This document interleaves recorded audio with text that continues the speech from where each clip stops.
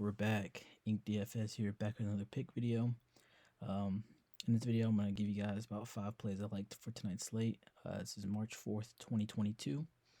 Again, before we get started, if you guys like these videos and want to keep seeing me pump them out and find them helpful for you guys, go ahead and drop me a like down below and subscribe to the channel down below. It truly helps me out and helps me continue to pump these videos out. Without further ado, let's go ahead and get started. First guy here, we have Giannis Antetokounmpo. Amazing Vegas totals currently. Currently has the highest over-under on the slate at 240 and the second highest team total at 122.5.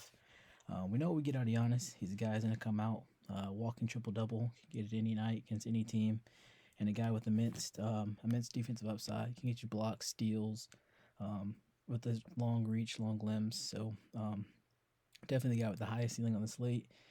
And you pair all that against a very, very friendly defense for fantasy against the Bulls, and a defensive matchup versus Giannis at power forward down there.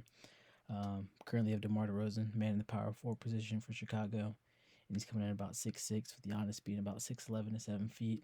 So definitely a 5 to 6 inch height difference there. So that should make things a bit easier for Giannis on the defensive end.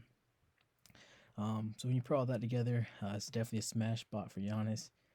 Probably the easiest pick, safest pick in my eyes on the slate, and definitely has the potential to come in and score the highest points on the slate.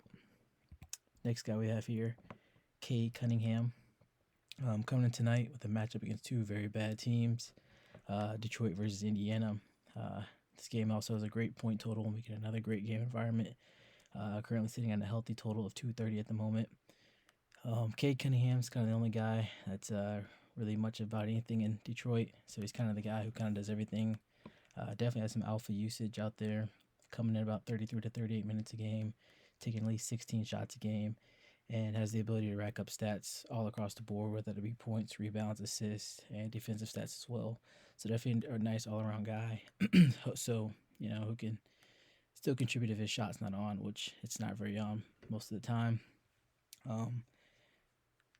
Also coming to a great spot defensively, like I said earlier, against the Pacers, who are not very strong. Since Malcolm Brogdon has been back, which has been about 5 games, Indiana's been the second best spot for shooting guards over the past 5 games. During the stretch, they've been allowing 40-point games to guys like Kentavious Caldwell-Pope and Trey Mann, who aren't any offensive guys themselves, so they can score 40. I don't see anything stopping Cade Cunningham from scoring 40 besides foul trouble. Also coming in great history versus Indiana as well. He's been averaging 41 points versus Indiana over his last 2 games this season. Next guy on the list, Will Barton. Again, another great game environment. Second highest total on the slate for Denver versus Houston, and also the highest team total on the slate, surprisingly, over Milwaukee. And is also a nice pace-up spot for Denver as well versus Houston. Denver has the highest point total on the slate as a team, so there's definitely got to be some points scored by these guys. And somebody has to score points besides Jokic. Jokic is going to come out and drop all 120 points, so somebody else has to chip in. And with this score first guy like Barton on the team, their main scoring option as well, with Jokic being more of the facilitator, Barton certainly fills in as the guy who can benefit from that. We see how just a couple nights ago, Donovan Mitchell take advantage of a similar spot, putting up 57 fantasy points. Although Will Barton's no Donovan Mitchell, he's certainly an efficient scorer and can definitely get the job done. And we saw Will Barton explode in a similar spot about a week ago versus Sacramento when they came in. Similar Vegas totals against a similar team that's bad defensively, and he put up 42.5 points that game. So definitely a good spot for Barton here. Potential for a nice ceiling game, and also coming in great history versus Houston as well, as he's been averaging 36 fantasy points versus Houston over his last 2 games this year. Next guy on my list, Karl-Anthony Towns.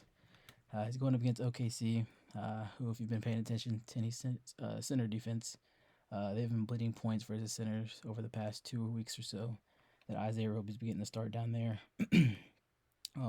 There's also no Anthony Edwards for Karl-Anthony Towns. He's out with a knee injury.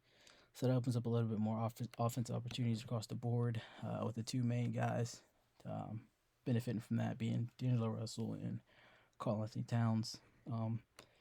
Just based off their last game against the Golden State Warriors, which happened to be a blowout.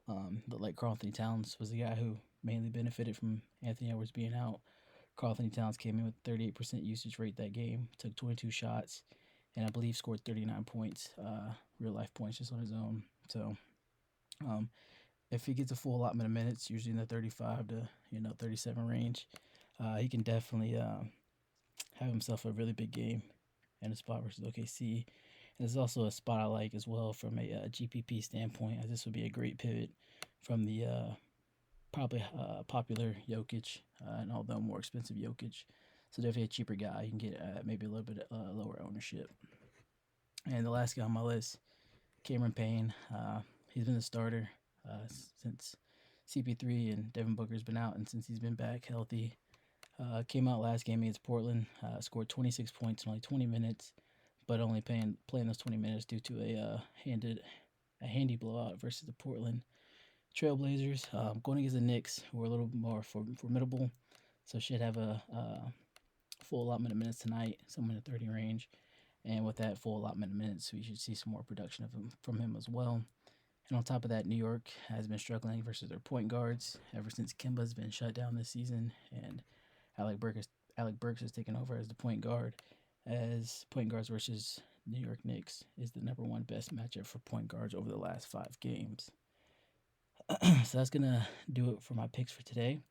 Again, if you guys like these plays and this video helps you out, go ahead and drop it down a like, subscribe down below.